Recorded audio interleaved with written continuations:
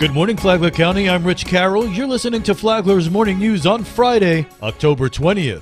As for the fraud, I just want to say that this is an ongoing and active investigation, and so we cannot release a lot of details. At this week's Flagler School Board meeting, Superintendent LaShaka Moore provided an update on the phishing scheme that resulted in the district losing over $719,000. We will continue to work with our bank as well as with our local law enforcement officers and our federal agencies that are supporting our local law enforcement officers on this matter. Moore says they've implemented changes to ensure something like this doesn't happen again. We have put into place many different procedures and changes to ensure that our payment process, that it is secure and that any loopholes, we've closed them. She says Flagler wasn't the only district to fall victim to this scam. We hear and we know about what has happened here in Flagler, but I will say that the very week that this happened to us, it also happened to other school districts as well that same week. And not that that explains away anything, but it is something that we have to be vigilant about, as well as our sister districts across the state. This local news is a service of Flagler County's Toyota dealer, Beaver Toyota, US 1 St. Augustine, here to wow you. What is affordable housing?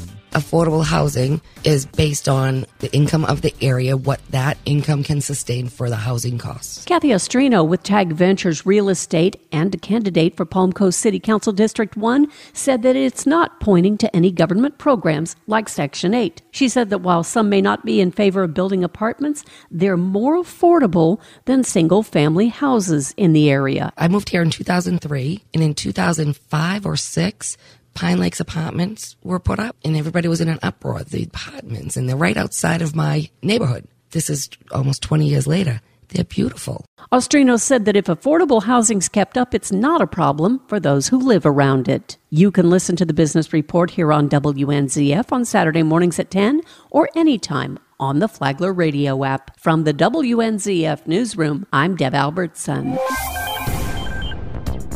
As we get ready for the weekend, let's take a look back at last weekend with the Flagler County Sheriff's Office Weekend Roundup. Narcotics topped the list of activity this past weekend for Flagler County Sheriff's deputies. Sheriff Rick Staley has the details. 2 arrests highlight the weekend of individuals that were driving through Flagler County on the interstate without a driver's license and were found to have methamphetamine, drug paraphernalia, and some marijuana. Both of them were arrested and taken to the Green Roof Inn. Deputies continue to be relatively busy, even though this one was quieter, and continue to do a great job serving our community. Flagler County Sheriff's Office deputies made 22 arrests last weekend. Over the weekend, deputies also handled 832 calls for service and made 127 traffic stops. For Flagler's Morning News, I'm Karen Johnson. Join the City of Palm Coast for the Keep Palm Coast Clean Litter Pickup event. That invitation is good for Saturday, November 4th from 8 a.m. to 1 p.m. Angeline Davis is with the city's Communications and Marketing Department. We'll be hitting the streets and parks to make a real difference. This year, we are thrilled to announce awards for participation, individual most collected, and team excellence. Volunteers will meet at the Public Works Department on Wellfield Grade, just off US 1. They'll pick up trash from several major roadways, including Palm Coast, Belterre, Whiteview, Pine Lakes, Matanzas, Royal Palms, and Seminole Woods Parkways. They'll provide the gloves and trash bags. You just bring yourself. To register to volunteer, email Solid Waste Division at palmcoastgov.com. From the WNZF Newsroom, I'm Amy Cherry.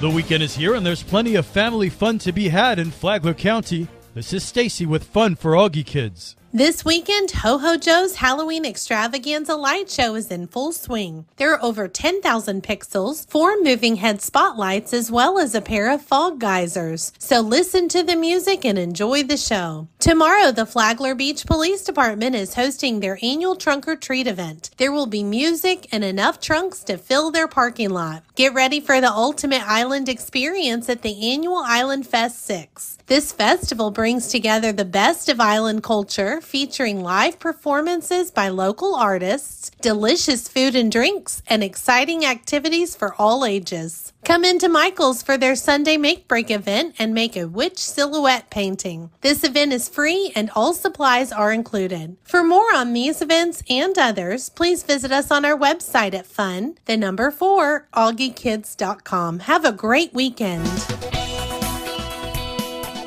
And now you're up to date on Flagler's Morning News. I'm Rich Carroll. And now, Mike Lee Show with your WNZF local sports update. We're coming down the home stretch in Football County. With 3 weeks to go, the Matanzas Pirates are currently the 4th seed in the latest playoff rankings and would host a first-round playoff game. They host Clay tonight in the WNZF Game of the Week. The Blue Devils are currently the first team out in Region 1. A Pirate win virtually eliminates Clay from the playoff hunt. A Clay win sets them up for a district championship game against the alma mater, St. Augustine, next Friday. Pirate coach Matt Forrest says it will take a collective effort to win.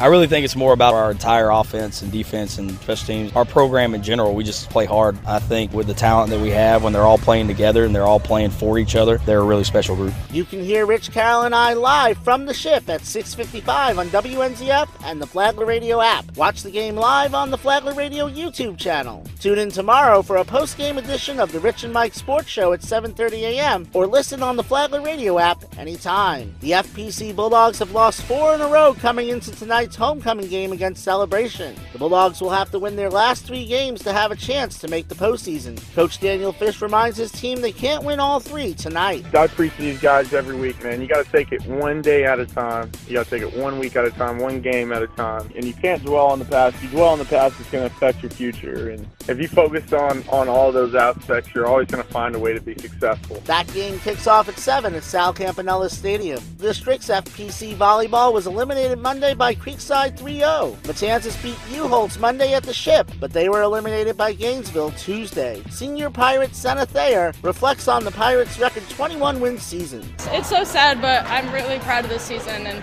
it was definitely like we left a legacy. 21-5, which is the best record we've ever had, and then winning a district game. This team has done very well about culture and just building from our first game. In golf, the FPC girls ended their season with a win over Menendez in St. Augustine Tuesday. Carmela Carlisi led the ladies with a 39. I did not play my best. Putting was a little rough. Carmela has high hopes for districts. We're going to have fun at district, so I'm excited for that next Tuesday. I want to win it and obviously qualify to regionals and get to state. The Pirate boys defeated FPC in the Palm Coast Cup yesterday. Matanzas Cross Country is at the Craig Speziale Classic in Ponte Vedra tomorrow. We are your home for local sports with updates Mondays and Fridays. From the WNZF Sports Desk, I'm Mike Lucio.